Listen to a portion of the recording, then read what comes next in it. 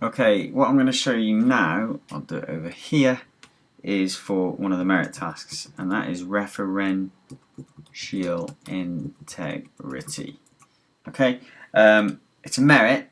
It's quite difficult to get your head around at first, but when you see this, hopefully it'll make more sense. Okay, there's also a video on the VLE at the bottom in the resources section from YouTube. I suggest you watch that because that's quite useful as well. It shows it in a different way. Ooh, gone the wrong way there. Right, so what we're going to do, we're going to look at this one-to-many table first. So I'm going to set of tables. I'm going to take these across over here. So in this case, you've got two tables, and this is what we're going to look at. Referential integrity basically means, if you're enforcing it, it means that you've got a link. So every primary key has got a link somewhere, or in every foreign key has a link to a primary key. So in this case, we've got Rob, team ID. Rob's team ID is 1, so his player ID is 1, his forename is Rob, and his team ID is 1. That link's okay. Tony links to Everton, Jonathan links to Everton, Stevie links to Stoke, and Rachel links to Liverpool. So we've got no problems there. Alright, now what would happen if we decided that we didn't like the Blues, as most of us don't? We delete Everton.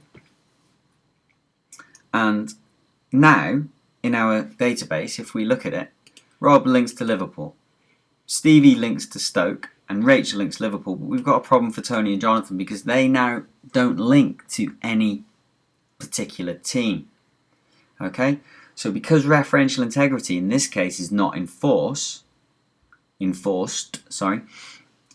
means that they don't link, and that's caused what's called a broken link. So we've got data here, but the data doesn't point to anything, and that's obviously a problem, okay?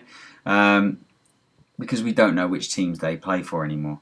Now, what should happen is if we decide to delete Everton, when you press delete, it'll come up with a message to say you cannot delete these to this club because there are players who play for this club, and therefore it will not delete. Or you might have an option that tells you, do you want to delete this club and all players associated with this club? And if that was the case, obviously we'd delete Everton and we'd lose Tony and Jonathan and all information related to them.